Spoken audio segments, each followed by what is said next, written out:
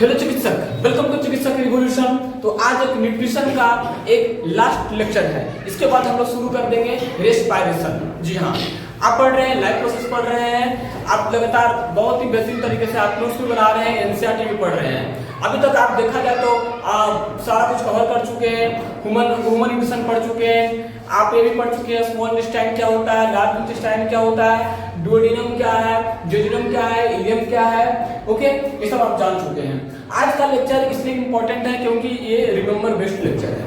Remember based का मतलब आपको डाटा को याद रखना है जवान पे। ध्यान दीजिएगा, कहा डाइजेशन इज टू मच। आगे समझते हैं, इसलिए आपने फूड को खाया तो आपको स्टेप तो पता ही है कि इंजेक्शन हुआ, डाइजेशन हुआ, एब्जॉर्प्शन हुआ, एसिमिलेशन हुआ, एब्जॉर्प्शन हुआ और लास्ट का इंजेक्शन हुआ। यू नो, तो आपने खाना खाया तो डाइजेशन कहाँ कहाँ हुआ? तो देखिए, सबसे पहले डाइजेशन आपको लिखा गया है डाइजेशन इन स्टोमक। कुछ डाइजेशन जो है आपका स्टोमक में होगा, कुछ डाइजेशन जो है पैनक्रियाज करवाएगा, कुछ डाइजेशन जो है स्मॉल इंटेस्टाइन में होगा। तो थोड़ा सा हम लोग रिमेंबर बेस्ड डाटा है, इसको हम लोग थोड़ा सा समझ लेंगे। ओके, लिसन केयरफुली, आराम आराम से समझेंगे, प्यार से समझेंगे। ओके, देखिए कहा जा रहा है गैस्ट्रिक HCl। अब एक बात पूछेगा, बताइए HCl कौन सा सेल HCl सीक्रेट कर रहा होगा?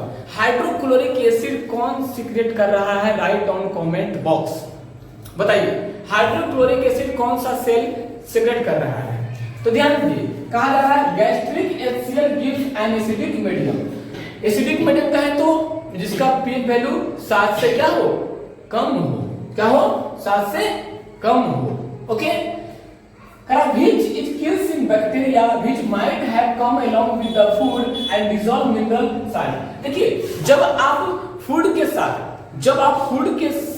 को इनटेक करते हैं तो उसके साथ बहुत सारे माइक्रो ऑर्गेनिज्म, बैक्टीरिया, पैथोजन आ जाते हैं। तो उन लोगों को मारने का काम, डिस्ट्रॉय करने का काम, किल करने का काम करता है वो आपका कौन है?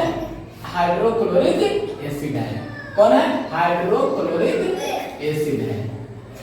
कौन है? हाइड्रोक्लोरिक एसिड है। ओके, नेक्स्ट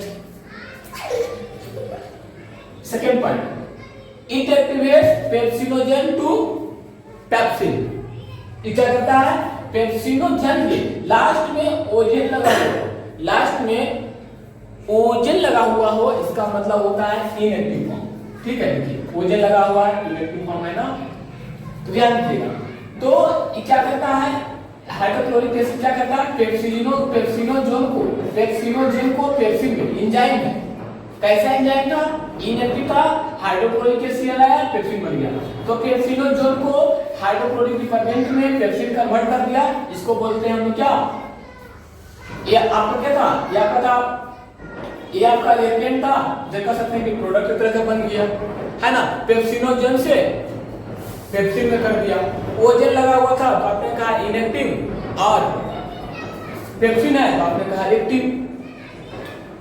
ओके, नेक्स्ट कहा hydrochloric also activate prorenin to rennin. ध्यान दीजिए, यहाँ पे रेनिन वो वाला नहीं है।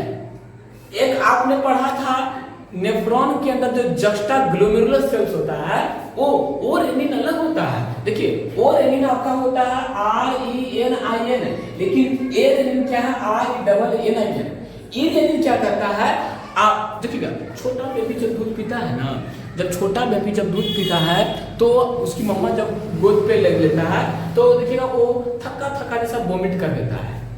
तो जो थक्का थक्का जैसा वोमिट कर दिया, फटा हुआ दूध है, उसको प्रोटीन को, उसमें जो प्रोटीन था ना, प्रोटीन तो था, फैट ही था, तो उस फैट को फाड़ने के लिए जो एंजाइम आता है उसका काम है रेनिन। रेनिन में कन्वर्ट होता है। ध्यान दीजिएगा, HCl आल्सो एक्टिवेट करता है प्रोरेनिन से रेनिन में। देखिए, प्रोरेनिन था, हाइड्रोक्लोरिक एसिड आपने दिया, क्या बना दिया? रेनिन में कर दिया, है ना। क्या करेगा? मिल्क को डाइजेस्ट करेगा। क्या करेगा? मिल्क डाइजेस्ट में हेल्प करेगा। Okay, this is very very important. Lata crystal learn है, आपको याद करना है। नेक्स्ट है आपका डाइजेशन इन स्मॉल इंटेस्टाइन। हमारा लार्ज इंटेस्टाइन हो गया, स्मॉल इंटेस्टाइन हो गया, अब आइए स्मॉल इंटेस्टाइन है। ये कहा एक्शन ऑफ बाइल। बाइल मतलब जिसको बोलते हैं जो आपका गॉल ब्लैडर से कर रहा है, मोबाइल को आपका कहा कि फैट जो है, आपने खाना खाया तो फैट है, तो फैट को तोड़ने का काम बाइल करता। देखिए फैट था, फैट कहाँ से आया? अरे आपने जो बटर खाया, ब्रेड खाया, मिल्क लिया, उसमें फैट ही तो था। तो फैट खाया आपने, बाइल आया, बाइल क्या किया? बाइल नहीं, बाइल है ना, बाइल आया, अब बाइल क्या किया? एमल्सिफाइड फैट कर दिया, मतलब फैट को ब्रेक डाउन कर दिया। ओके, नेक्स्ट है प्रोटीन्स। प्रोटीन्स है, बाइल आया, साथ में सोडियम बाइकार्बोनेट आया। क्या आया? Sodium bicarbonate, NaHCO3। जब NaCO3 आया, इसको अल्कलाइन कायन में बदल दिया। अब यहां से कहानी आती है यहाँ पे, तो याद रखिएगा बाइल का क्या काम है? बाइल कुछ नहीं किया, फैट को कन्वर्ट कर दिया इमल्सिफाइड में, प्रोटीन को कन्वर्ट कर दिया अल्कलाइन काइन में। ओके, अल्कलाइन काइन का मतलब होता है बोलस, है ना, सेमी सॉलिड बोलस फूड का। अब आइए यहाँ पे एक्शन ऑफ पैनक्रियाटिक जूस, मतलब कि पैनक्रियाटिक जूस कैसे काम करता है? पैनक्रियाटिक जूस का मतलब पैनक्रियास से निकलने वाले जूस को पैनक्रियाटिक जूस कहते हैं। ओके, तो देखिएगा प्रोटीन्स, ट्रिप्सिन नाम का एंजाइम आया, प्रोटीन से क्या बन गया? पॉलीपेप्टाइड बन गया। प्रोटीन्स का ट्रिप्सिन आया, पॉलीपेप्टाइड बन गया। Okay, next complex sugar. देखिए कॉम्प्लेक्स शुगर बेसिकली अपन लोग, एक सिंपल शुगर होता है, एक कॉम्प्लेक्स शुगर होता है।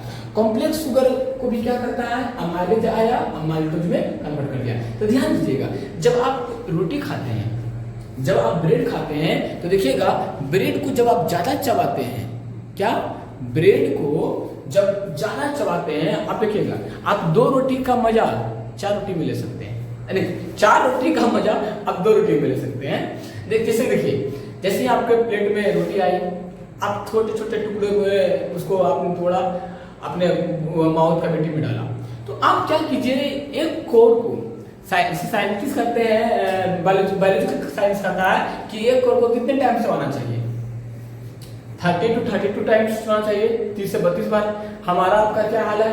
टाइम ही नहीं है, ऐसा नहीं है।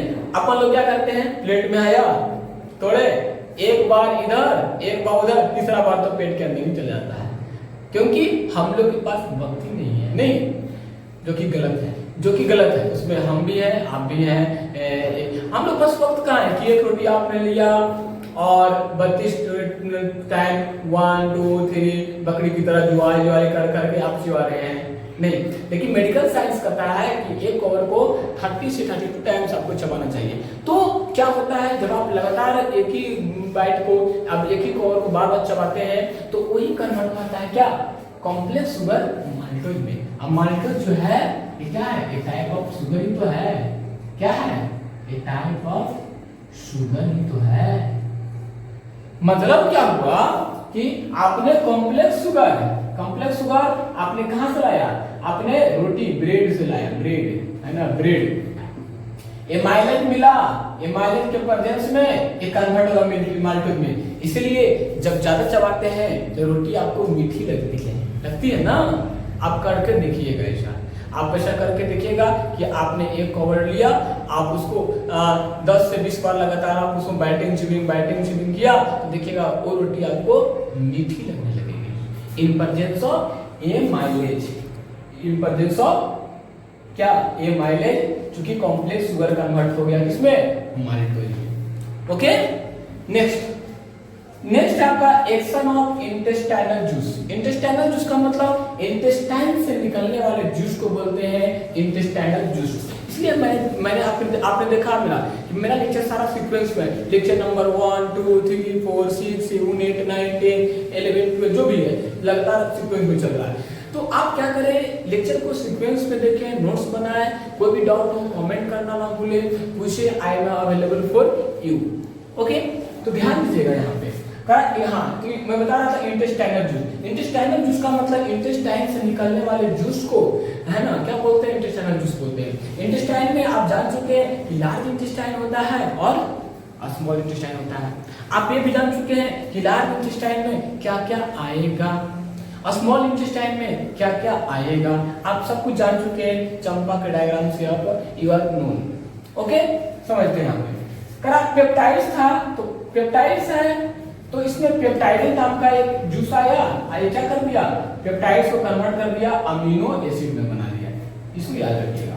तो पेप्टाइड्स जो है वो पेप्टाइडेज आया, पेप्टाइडेज के प्रेजेंस में, ये क्या है, प्रेजेंस में अमीनो एसिड बना दिया। माल्टोज है, जो माल्टेज आया अब बना दिया किसमें, ग्लूकोज में बना दिया।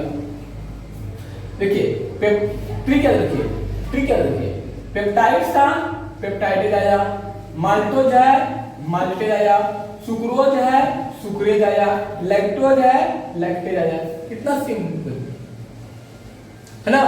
तो देखिए पेप्टाइड्स में पेप्टाइड्स था, पेप्टाइडेज आया अमीनो एसिड में, माल्टोज था, माल्टे आया ग्लूकोज में, सुक्रोज है, सुक्रेज आया ग्लूकोज प्लस फ्रुक्टोज में, लैक्टोज है, लैक्टेज आ मिला इसको, अब ग्लूकोज प्लस ग्लैक्टोज बना लिया। तो आप देख पा रहे हैं, this is a very very important sequence for you. तो एक बार लास्ट में इसको कर देते हैं फिर से, देखिएगा क्या बताया मैं, हाइड्रोक्लोरिक एसिड स्टोमक में आया, जो क्या किया, बैक्टीरिया को किल किया, जो अपने फूड के थ्रू आया था। फिर HCl क्या किया, पेप्सिनोजोन को पेप्सिन में कन्वर्ट किया, पेप्सिनोजोन इनएक्टिव था उसको एक्टिव कर दिया। HCl और क्या किया, प्रोरेनिन को रेनिन में कन्वर्ट किया। This is very very important, तीन काम तो हो गया। क्या मैं पूछेगा क्या, right the function of hydrochloric acid, आप फटाफट 1 2 3 लिख देंगे। ओके, फिर मैंने देखा कि देखो जो स्मॉल इंटेस्टाइन में क्या क्या हुआ, बाइल काम करता है, फैट जो है बाइल के प्रेजेंस में इमल्सिफाइड होता है, प्रोटीन जो है बाइल के प्रेजेंस में अलग कायम हो जाता है।